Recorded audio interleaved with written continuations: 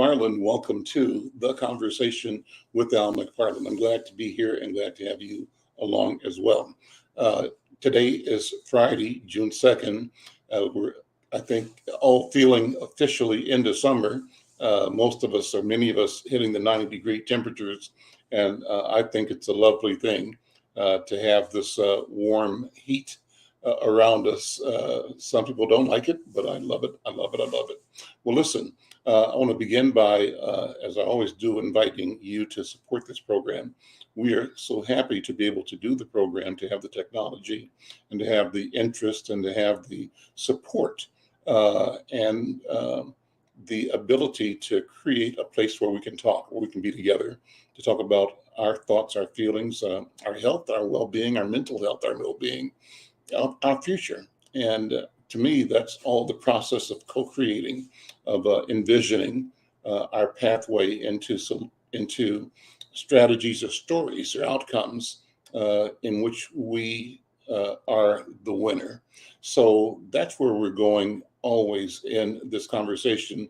And Friday is always a special day. We call this the healing circle. Our focus is on healing, and our focus is on us as healers. Our focus is on you and every one of us discovering our commitment to, our capacity to, our ability to be the healer we're looking for, both for ourselves and for others as well, creating a healed, healthy community. Well, I want to start off by saying that we want to remind everybody that we're partnering with the Minnesota Department of Health to remind you in the community that the risk of COVID-19 still exists. And our message is let's continue to follow the COVID-19 protocols, wash your hands, stay aware, prioritize prevention. Together, we can create awareness, encourage testing, and help everyone stay healthy. So enjoy this show. Remember, get well, get healthy. Let's continue. Today's program is going to be great. We've got a special topic that Dr. B and Dr. Williams and I are going to engage, one that means a lot to everybody. The thought is, what's best or how do you decide whether you do a self-pay option or health insurance option to pay for your mental health therapy? What does that mean, first of all? What are the options, and where do you find your best strategy for engaging the medical services, therapy services of mental health professionals? But let me begin by inviting Dr. B and Dr. Oliver, Dr. Bravada Garrett and Dr. Oliver Williams on. And Dr. B, I wanted to, as always, invite you to initiate the protocol. And is Dr. B here? I think she's here. Yeah, there she is. Okay. How you doing, Dr. Bravada? Morning. Great. And I'm going to turn the talking stick over to you so you can explain what we do and how we do it. Okay, well, thank you. I'm glad to be here today. I'm really excited to just engage with community once again. We always start the ritual of using our talking stick by sitting in a circle. And although we're not in a room together right now in our spirits, we're in a virtual circle right now, even as we speak. And in that virtual circle, we have an opportunity to share who we are, where we came from. And the reason we join in circles is because when you're in a circle, there's no beginning and end, and there's no hierarchy of power. Everyone has equal access to the center, which is the space of power. So in the circle, we also honor our elders, because it's our elders whose shoulder we sit on. And because of that, we honor them. And we honor our elders because they're also closest to our ancestors. And we honor our ancestors because they're closest to the Creator. And in this sacred space, we also honor the idea of consubstantiation. That means that all living things are connected, that we as an African people exist because we are connected to a larger whole. I am because we are. And because of that experience in the circle of healing, one of the key things we always have to remember is that every body in circle matters. And for that, I am grateful. And I say ashe this afternoon. And pass the talking stick. Oh, I forgot. We use a talking stick that's virtual. And so we pass the talking stick to one another. So just letting people know, we are aware that you won't see a talking stick, but it is virtual and in our heart. So I pass the talking stick to Baba Al. Here you go, Baba. Thank you. And I'll take that. It's I use the phrase often that you operate out of your mind's eye, and your mind's eye can see and envision and act on the virtual talking stick. So this is real, And so thanks to Yasmin, who's the producer of the program, she helps come up with ideas and questions to guide many of our programs. And she and I talked yesterday about this question of how do you pay for mental health? And we haven't had that precise discussion, though we have mentioned in the past, Dr. B, that one of the things that you do at Break-ins and at the African American Child Wellness Institute is figure out a way to get the help to people whose either insurance or companies or situation won't allow them to do that. And you figure out how to make it happen. You don't turn people away. And so it's a question, how do you pay for mental health services? I can tell you, and I've said this before, I happen to be a very happy customer of yours. As a therapy customer, I have a therapist that I meet with generally every Friday, and it's a priority of my week.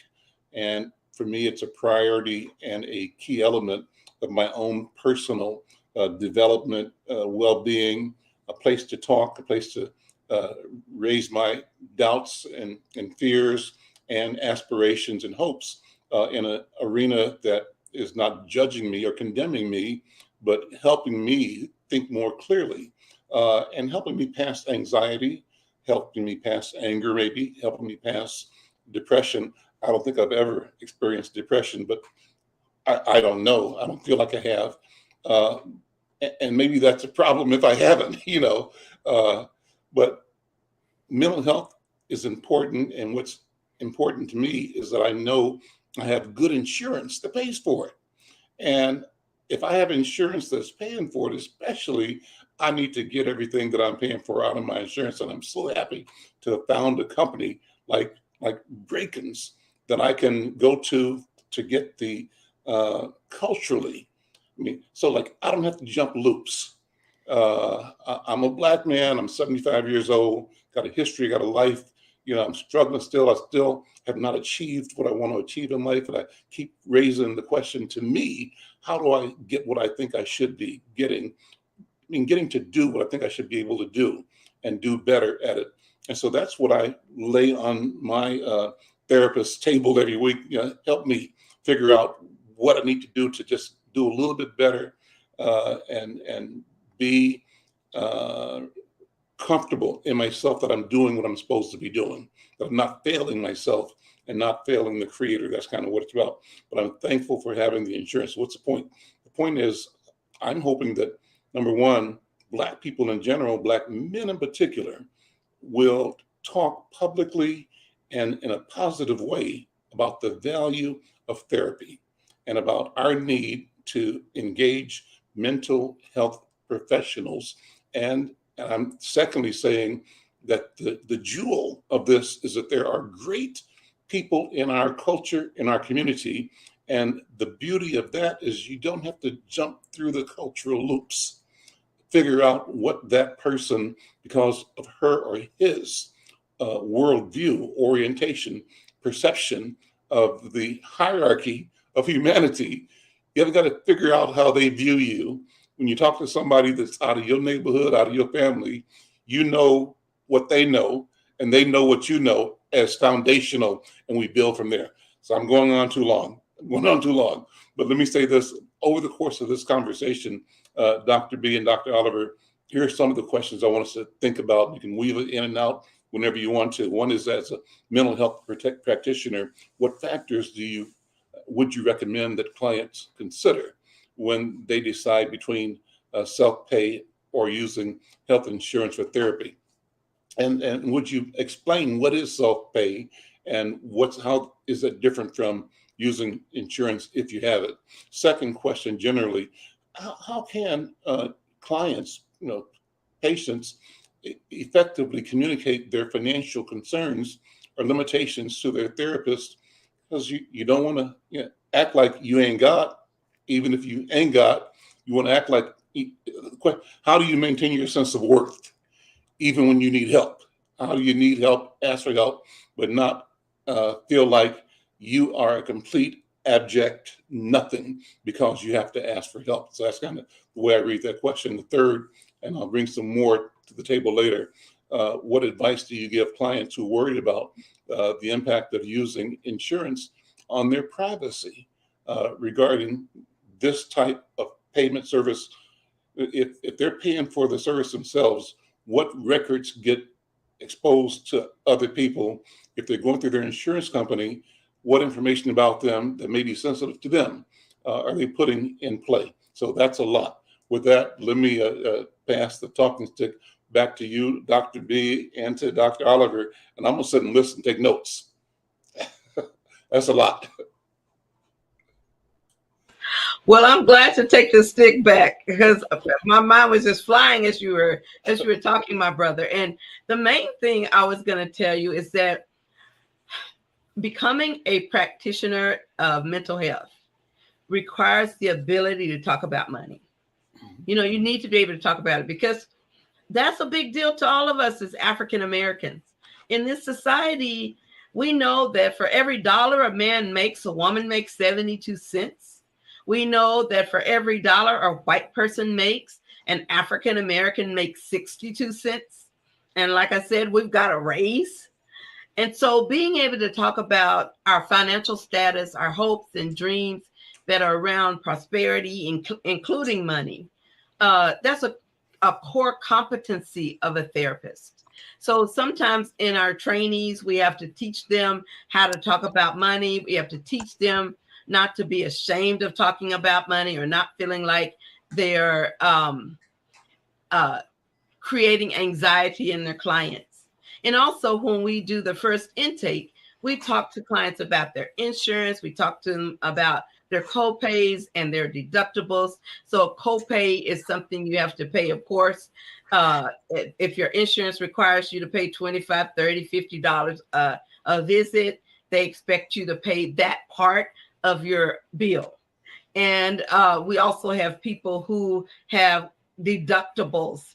And when we talk about insurance and we talked about deductibles, your ability to use your insurance enough that it pays down or gives you credit for all of the bills you make towards your deductible is really an important thing for coming to be mental health. There's some people whose insurance has $7,000 deductible, $6,000 deductible. And unless you're really rich, I don't know many people who have the kind of money that they're going to pay that cash out of their pocket, write checks or use their credit card to meet a deductible that high. You could almost at least put a down payment on a good car for that much money. So I think that's one piece. But to us, it's a sacred space. So we don't want anybody coming to our office for therapy. If they can't afford it, we'll see people free. We have a grant from Department of Human Services that's allow us to meet people for free. If their insurance is inadequate, we call that underinsured, or if they have no insurance. But even before that, some people want to pay out of their pocket. So we have a sliding scale fee. So based on your family size and your income, you can see whether or not you can afford that copay. And finally, most importantly, the biggest price that people need to pay when they come to therapy is to bring their whole selves, be authentic and honest, and walk courageously to that process. Because when you're in therapy, that means you are going to bear it. It's like being butt naked emotionally. And you have to get to that place where you feel safe with your therapist so that you can reveal the good, the bad, and the ugly. And with that, I'm going to pass the talking stick to Dr. Williams. Here you go, brother. Thank you, Bravada, Dr. B.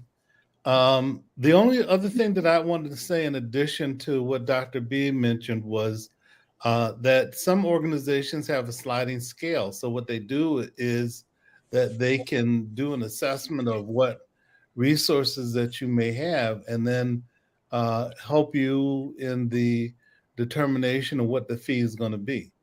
One of the things is that some practitioners really expect clients to pay for part of their therapy, and the reason is that they want to make sure that a person gets something out of it.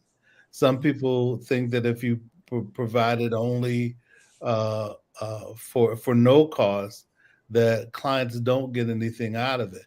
I don't believe that. I believe that if somebody feels as though they need to come to therapy, whether it's free or whether it's a cost, they can get something out of it if they feel like they need it.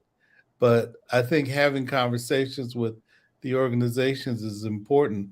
And another reason why I think it's important is that for people to be able to provide supports like mental health counseling, the organizations have to exist. And if you don't pay them, then they're less likely to exist. So it's important to be able to, help support them as they try to support the community. So with that, I'll pass the talking stick back to Baba Al. Well, let me thank you. I take talking stick. Let me focus on the questions I raised at the beginning, and explain whether there are either real or imagined privacy concerns. Um, is it right? If you pay out of your own pocket, what does that mean in terms of security, privacy, your information? If you pay through your insurance company, does that mean something different? Dr. B? You have to unmute. Sorry about that. Yes, it does mean something very different, because when a person pays out of their pocket, that means the only person who knows that they are in therapy is the therapist and them. By law and by training, we do keep records because you need to be able to look back in your journey to see how far you've come. We need them to document that we provided the service for you, and everyone has a right to their records. Contrarily, if you go through an insurance company, there is a probability that they're going to at least know one or two things. They're going to know what you came to therapy for, because you're going to have a diagnosis. And then they're going to know that you came to therapy and that they're paying for your therapy, at least in part. Consequently, when you come to get your appointment, your first day, when you come in to do what we call the intake, you sign those insurance company paperwork, and it says that they have a right to bill for you. And they also have a right to verify that you came. So some of them want to see the case notes from when you came and what the therapist said was wrong with you. And if their treatment matches what you said was wrong, then they'll pay it. Some of them do audits, and they're hoping that the clinician did something wrong so they won't have to pay. So it's mostly around payment and keeping a record. Some professions look to see if you have a mental health record, and they make you sign a release to look into your past to see if you've had mental health. And so a lot of these things are why people are reticent or reluctant to go to therapy, because we carry that stigma that therapy means you're broken or you're weaker or you're mentally flawed. And we know as therapists that it means you're stronger than you probably know, that you're smarter than you probably know, because you're using new tools. You're coming to learn. One of my first clients said, this is like a class about me. And I said, honey, that is what it is. We're both the students, and we're on the journey to find skills that will help you be all that you can be, a better person you want to be, according to what you need. So I kind of laugh, Brother Al, when you're talking about being in therapy so you can find your better self. Yeah. I also think it takes a lot of courage. Yeah. It takes courage because it's scary up in there sometimes. So I'll pass the talking stick back to you, Brother Al.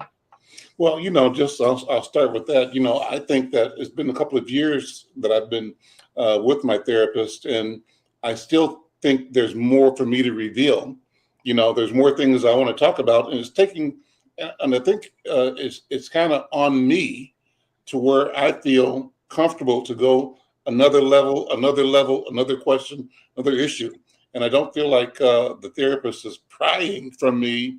The therapist is available for me to listen to me as I ponder, think about, reflect, examine, review, recapitulate. And so that all is a wonderful process, but it's a process that, in a sense, allows me to set the pace of my own discovery, of my own examination, and the breadth and depth of it, And the feeling is that, I gain bit by bit. I learn, little by little as I go through this process. And the most important thing for me, again, is that the resource is there, and that I was smart enough to, as you say, Dr. B, to go ask for the help, and to not even see it as help as if I need help, but help as if I have an intention of being the best me and doing the best I can. And because of that intention and desire, I'm seeking coaching, There you go. feedback, critique, the ability to frame the questions that maybe I'm feeling or acting out, but haven't heard them in my mind yet. I haven't put the language around them. And so I think that's powerful. And so I do love it again. And my joy in part is the intent and desire to talk about it as publicly as I can, specifically to encourage our people, Black people, to know that we can engage this healing process on our own behalf. We can take the step. And then the question comes back to this particular conversation again: how do we do it? How do we pay for it? And how do we ensure that we prioritize? Sometimes people will say, "Oh, I can't afford it. I can't afford a therapist," and you've answered the question in part.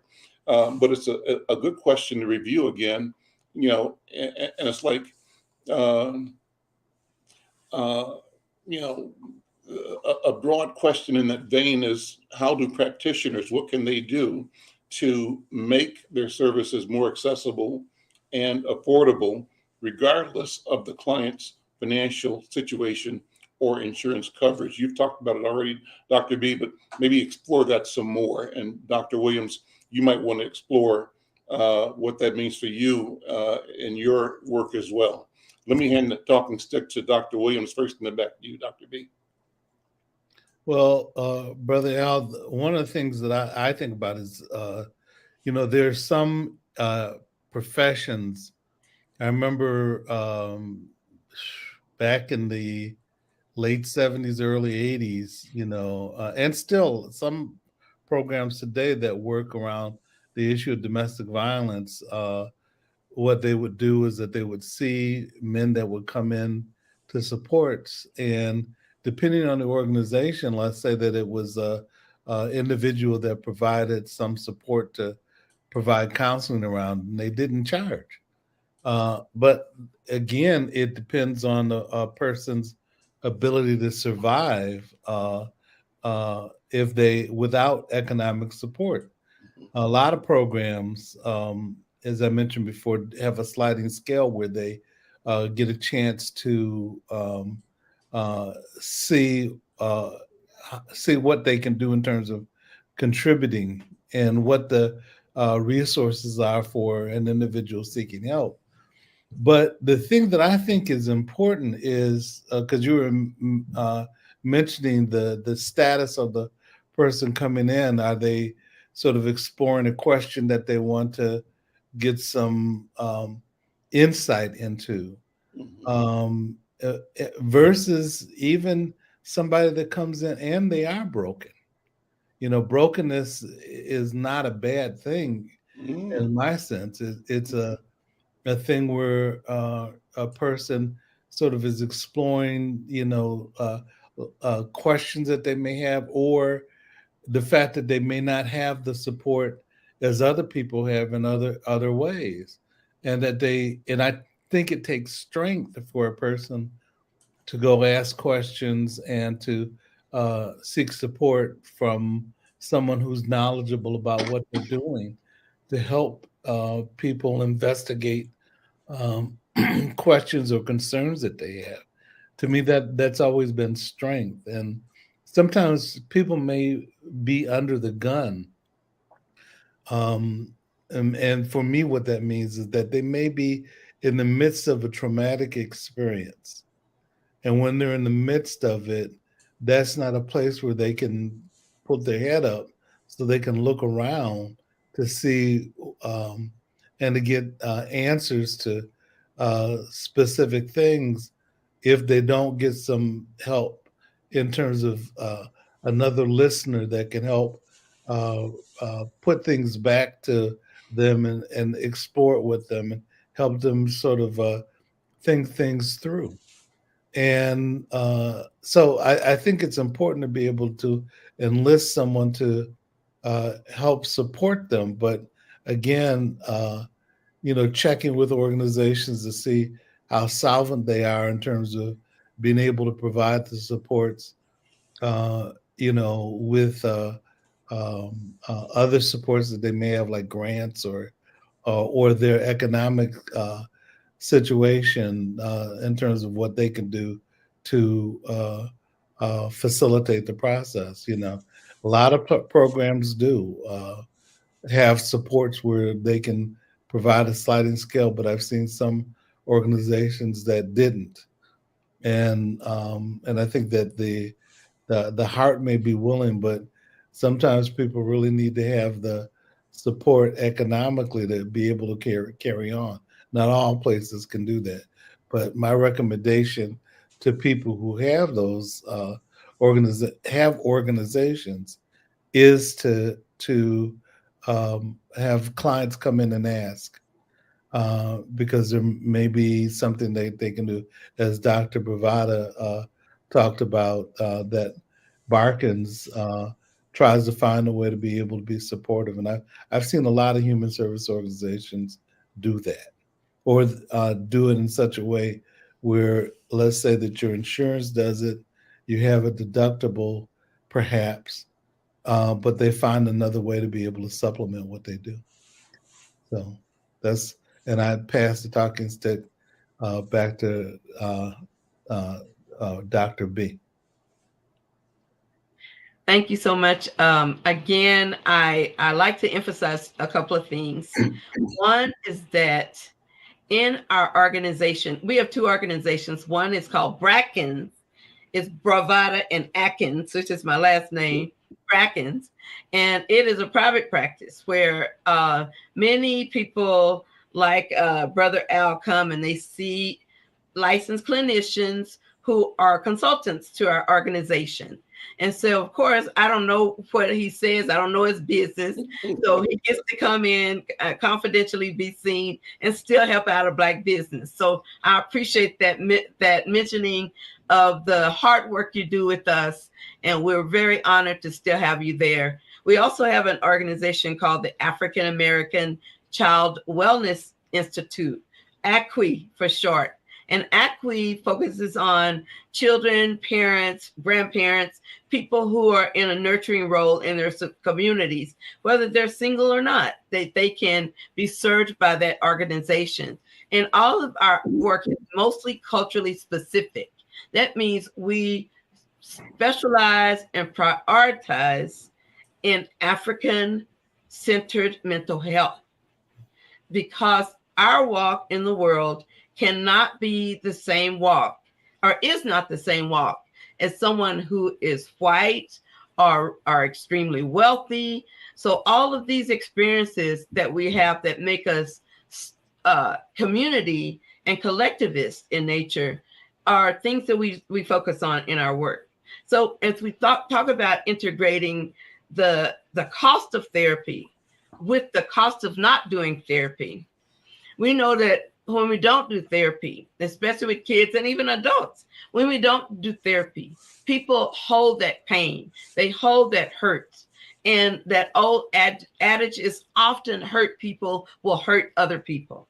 They'll hurt you emotionally. They hurt you some other kind of way if they don't get to deal with the trauma that we carry in our minds, in our spirits, and in our bodies. So part of the role of being a courageous person stepping into that space is the reason it takes courage is because you're stepping in there and the person who's telling you not to go is often you. And the person that's telling you to go is often you. So when you get in that self-paced environment that Brother Al talked about, the therapist will work with you at whatever you bring, wherever you're at when you come in, because the goals for yourself, that's the ultimate price.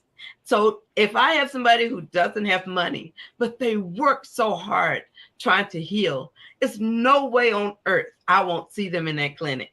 And as the clinic director, there's no way on earth any of the handpicked people I have in that clinic would not see somebody who comes to heal and seek their healing. So we see our place as a loving, healing place where anybody can go. Grandmas, great-grandmas, children, we see couples, we see premarital people, we see people who are in messed up relationships, we see parents and kids. So I want people to know that it's a safe place. And if you don't believe me, come on over there and test me and all of my staff, and you will find out. They don't call us zip lip for nothing, because we all got bills to pay. We all need to be paid. And so we're not going to do things to jeopardize our livelihood, and we're not going to do anything to hurt you. So I'm taking that talking stick and passing it back to Baba Al. Thank you, Dr. B.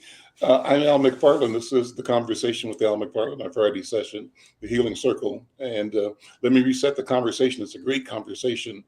And again, kudos and thanks to our producer, Yasmin Hayes, who created some language that could guide the conversation. And one of the texts she provided as background, I'm going to just read because it's well organized, and it allows us to go over the things we just went over one more time, because this is something that you can approach from this angle or that angle or this angle or that angle. And again, our topic today is self-pay versus health insurance for mental health therapy. In recent years, mental health has gained increasing attention and recognition as an essential aspect of overall well-being. And as more individuals seek therapy and counseling to address their mental health concerns, the debate between self-pay and using health insurance for these services has become a significant topic of discussion. On the one hand, self-pay for mental health therapy offers several advantages. Among them, clients who choose to pay out of pocket for therapy can maintain greater privacy, as their sessions and their diagnoses are not reported to the insurance companies or anybody else. It's between that person and that person's therapist. Additionally, self-pay allows individuals to choose their preferred therapist without being restricted by insurance network limitations. And this freedom of choice, we believe, or some would say, can lead to better therapeutic relationships and more effective treatment. On the other hand, using health insurance for mental health therapy can make these services more accessible and affordable for many individuals. Insurance coverage can significantly reduce the financial burden of therapy. It can enable more people to seek help for their mental health concerns. Moreover, insurance companies often have a list of pre-approved therapists, which can help clients find a suitable professional more quickly. However, there are also drawbacks to using health insurance for mental health therapy. That's a question being raised, actually. Insurance companies might impose limits on the number of sessions that they're going to cover. That could potentially hinder the progress of your therapy. And some therapists might not accept your insurance, and that limits the options available to people who are looking to rely on their insurance coverage. So, these are the ideas that we are discussing in this program. And for me, it's just important to have this discussion. You opened up, Dr. B, by saying that one of the tools and one of the gifts or capabilities of a therapist is to be able to talk about money, to talk about, how money plays the critical role it plays in our lives, and it's not something that you should not talk about. And having an approach or a healthy way of weighing, cost and benefit is part of this whole relationship that a person may experience in therapy. I have often, you've heard me say, because I do my therapy because of insurance, and I love it. I have good insurance, and I raise the question with every other person that I know. If you got insurance, you should go get a therapist, help you, you know. And if you're not using your insurance to get you counseling, advice, therapy that you deserve and will benefit from, you leaving money on the table, you leaving your health on the table. And the best way to make sure you're getting what you pay for is to use every bit of what you've invested in. That's why you have the insurance. So let me stop there again. And, one more thing I wanted to say. I had a great conversation. This is probably a pivot that we can get into or not get into. But yesterday I talked to an author of a book out of New York. I'm going to ask Yasmin to put his name in the chat for me, with our books editor, W.D. Foster Graham. It's our books editor. And he had invited an author out of DC who's also a journalist and also a person who has been in therapy and is a speaker about therapy. And especially as a journalist, Dr. Oliver, is violence between partners, partner violence. He called it IPV. IPV. Yeah. Intimate partner violence. Correct. There was an A on the end of it, something. Brother's name was Martin O. Evans. He's out of DC. Intimate partner violence and abuse. That's right. And it was a great conversation, a great program. And one of the things that made it great was that his book is about, he described himself, it's like in the general terms, as a gay man, but he's come to prefer language that says he's a person who loves, I can't remember the exact words. I'm going to ask Yasmin to help me with the right language. Gender loving, that's it. Okay, same gender loving person. Mm-hmm. So it's another way of approaching understanding without a different weight or value, loaded value the language has. But anyway, and what he talked about was the importance of therapy to him. That's where I was going with this, that it was being in therapy over a long period of time that helped him analyze his being a victim in a violent situation. And he described 3 kinds of violence he experienced. One was emotional, one was mental, and one was physical. And so I'm going to stop there because I've actually invited him to come back to the program. I think he'd be a great guest to have a conversation with us. But it maybe, and it triggered, the thought came to me because I think one of you said something about emotional or mental violence. So I said, oh, that's what we just talked about. So I'm throwing it out there. So I'm going to talk this back to you, Dr. Oliver Williams. Put both of these topics together, the question of violence and mental health therapy. I think it's really important. I think it's not only important for the person that perpetrates the violence, it's also important for the person that receives the violence. And I always talk about with when people who have been the victim of abuse, that in their process of healing, well, first of all, people want to heal. They don't want to stay in the same place. And sometimes I think when they have had that traumatic experience, they fear that they're going to stay emotionally in the same place that they were after the victimization. And we did a study with probably about 50 women, a qualitative study where we ended up looking at the question and asked them if they felt like there was anything that they could have done to be able to prevent it. All said no.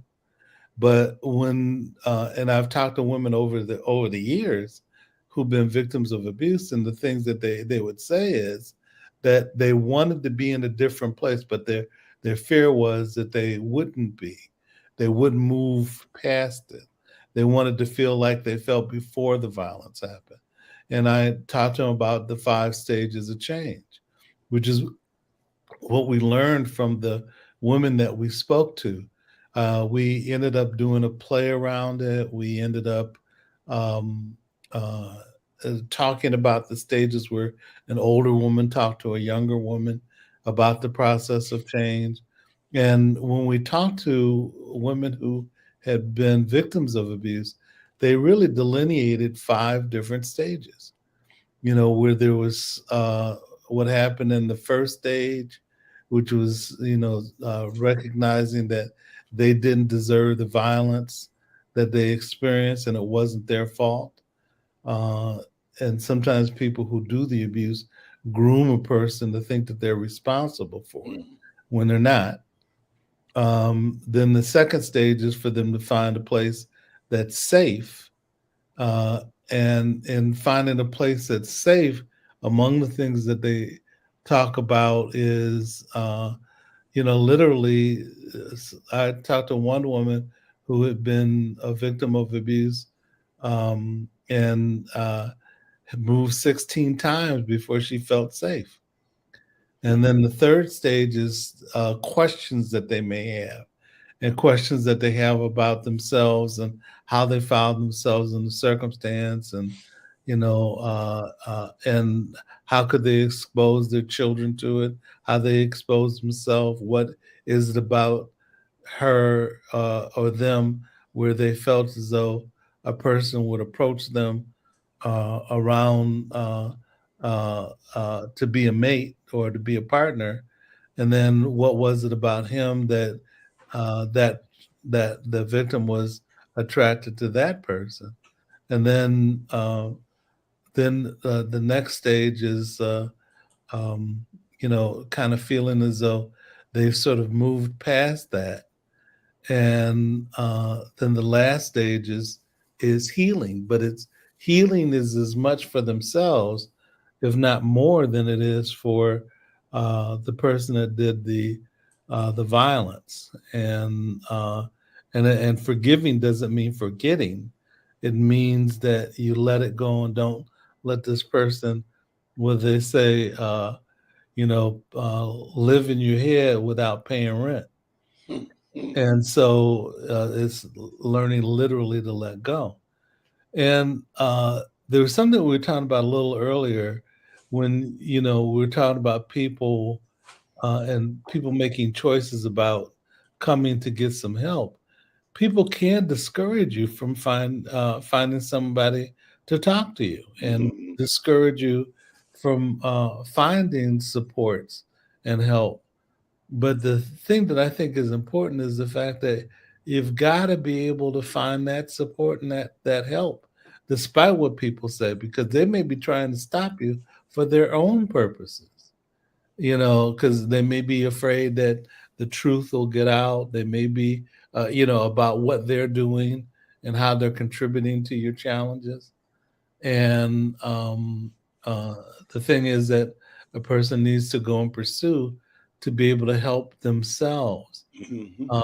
And victims oftentimes are discouraged from seeking help, or a person that does the violence and abuse really makes the effort to try to control the individual who needs the support, and to not let the secrets out or go beyond, because that means that they lose their control over that individual. And so, there are things that one needs to do who's in a place of trying to find some answers, and we can help in the support of that process. So I just want to say that, continue to seek support if you feel as though you need to get it, because that it'll only benefit you if you do. So with that, I'll it back to you, Bubba. Yeah, I just want to do a shout out quickly to our sister, Michelle Madison, who watches the show every day. Thank you, Michelle, for being here and commenting. And thanks also, Brother Mike V. Greetings, Brother Mike V. Always glad to see you in the room as well. And to everybody else, let us know where you're watching from. And if you have the chance, let some friends of yours know. We want to grow our subscriber base to 1,000, and you can help us by becoming a subscriber. You do that by going to the YouTube Insight News channel and check and subscribe. Then you can also like and share. And what I want you to do is to get 10 of your best friends and say, let's do this together. And if 10 get 10, who get 10, who get 10, we'll be across that line real quick. So help us out by helping grow this conversation, grow this space for us to talk about the importance of our health, our wealth, and our development, our future, the future that we are the authors of, certainly the co-authors of. Well, I wanted to tie this back to the discussion question, Dr. B, if you would. I'll pass the talking to you. But the question is, given that we're talking about self-pay versus health insurance, and that self-pay does provide a level of privacy when someone is a victim of violence and also who may not be able to afford to pay out of pocket for therapy, how can a victim get the help they need while protecting their privacy? I think you've answered it already, but I think we can keep answering that because somebody might not have heard the right way the first time. I'm passing the talk back to you, Dr. B. Okay, thank you. I would say there are a couple of ways people can get support. One is you could contact a couple of local agencies that do help people who are engaging in battered or intimate partner violence. And so I don't think it's always battery, which means hitting you. Somebody can abuse you by keeping your checkbook and the credit card and the car keys and separating you from your family, or taking your check and not allowing you to have money to do anything, especially get away. So all of these are forms of abuse that are violence. And I'm glad that we emphasized the three types earlier. So you could call places like, I know that we have a couple of places here in town. One is called Harriet Tubman Center, and the phone number there is 612-823-3333. Another group that does it is Phyllis Wheatley Community Center. You would call, and their number is 612-374-4342. And you can call me or Dr. Williams at African American Child Wellness Institute, our Brackens Consulting and Psychological Services. And that number is 763-522-0100. So you could just hooked up in any of those places, and I can tell you, you step in the space, we'll take care of you and love you back into the work you got to do and into the health that you deserve. So I appreciate that question being out there so that we can share some resources with our viewers. That leads me back to another concern of yours that you've articulated and you're working to bring solutions to. One of the things you do, among others, is train people. You bring our people into the profession. And I understand that probably a large percentage of the practicing professionals in therapy have come through your organization. Talk about that, and how difficult is it and how important is it to bring practitioners into the field? And what would be your vision if we had the understanding and the resources to be at an optimum level of having mental health practitioners services available to everybody in our community? what would that look like? That's a dream and that's a vision, and it hits me very deeply because that is my life's work. Mhm. It's that I see wellness as a right. And if going through the pain that we've experienced as Black folks in this country and in this state and in our everyday lives, the community violence, if that's the price to pay, we have already paid it. So to me, wellness is a right, and we got to get it by any means necessary. Mental health wellness, psychological wellness, financial wellness, all of them go together in creating who we are as an individual. We are not just a mental illness. We are not just depression. We are not just anxiety. We are mothers, we're fathers, we're sisters, we're brothers, we're aunts, uncles, grandparents. We are parts of a larger group. And if one of us hurts, then it affects every single one of us. If one of us is losing and in poverty and in danger, that puts us all at risk. So I believe that when we don't let money stop us from doing the courageous work of loving ourselves and loving our community and loving our babies, if we don't let money stop us from doing that work, we will be a healthier, recovered based, power filled, awesome group. Not that we're not that already, of healed Black folks.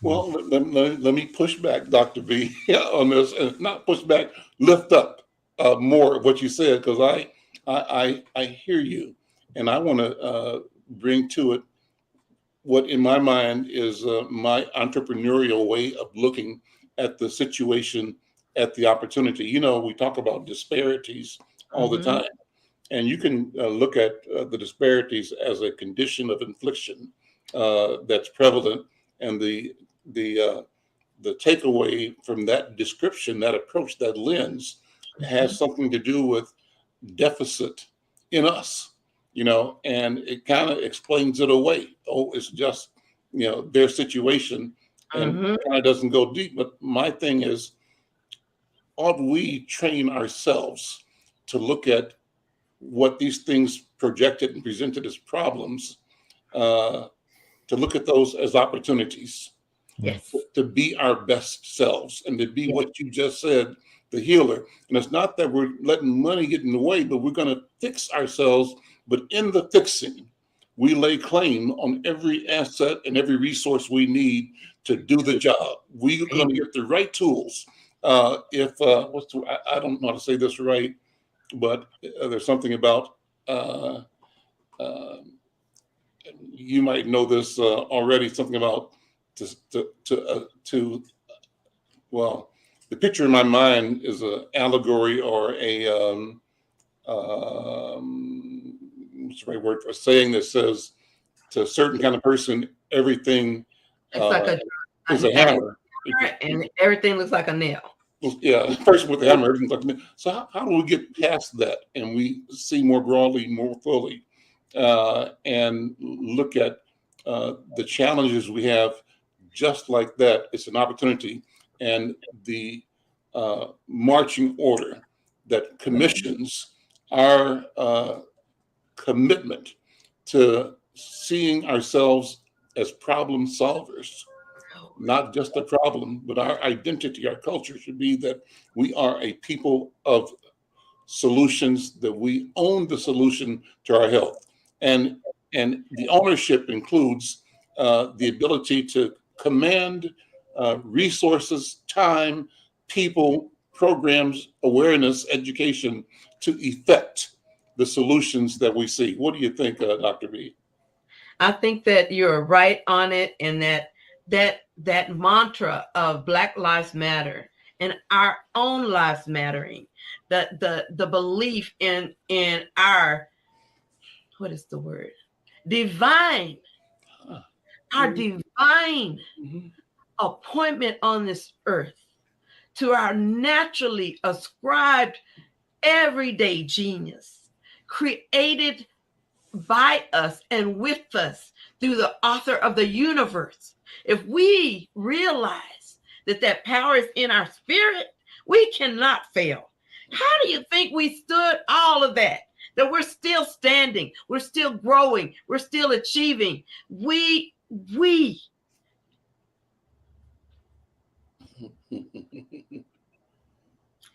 are designed and created to be divine, healed people on this planet. And wherever we go, things get better, not worse. We are the solution. We hold it in our spirits. And therapy helps us unlock that key to find through your own discovery how wonderful and brilliant and blessed and powerful we are. So we have that right. We have that right. Dr. Williams, a final word from you. We've got about a minute. Well, the thing I think about when you're thinking about that mantra, if the only tool that you have is a hammer, then everything looks like a nail. And the thing that I think about seeking support and addressing different issues is that you learn different tools to be able to respond to issues that are going on in our life. And that one is learning ways to be able to approach dealing with an issue when sometimes around disciplining children, sometimes people do it out of anger rather than out of skill. And if they go and seek support, they find different tools to be able to use to address the issue of disciplining and withdrawing privileges to be able to support, but not being overdo it. It's finding a way to be able to deal with the situation with balance. It's being, people talk about being assertive, and assertiveness is taking my needs and your needs into consideration as you dealing with a challenge. So to me, it's skill building. And that's what we want to do as we work and seek help in dealing with mental health. So with that, I'll turn it back to you, Bubba. Well, listen, my dear teachers, thank you so much, as always, for the teaching that you are doing right now and the healing that you're doing right now. We thank you so much. And for those who are listening, watching, sharing, let folks know that we do this every Friday, and we want you to be part of it as well. Let me close by thanking again our partners at the Minnesota Department of Health, who want you to know that COVID-19 vaccines are free because we want you to stay safe. I'm Al McFarlane. This is The Conversation with Al McFarlane, the Healing Circle. We'll see you next week.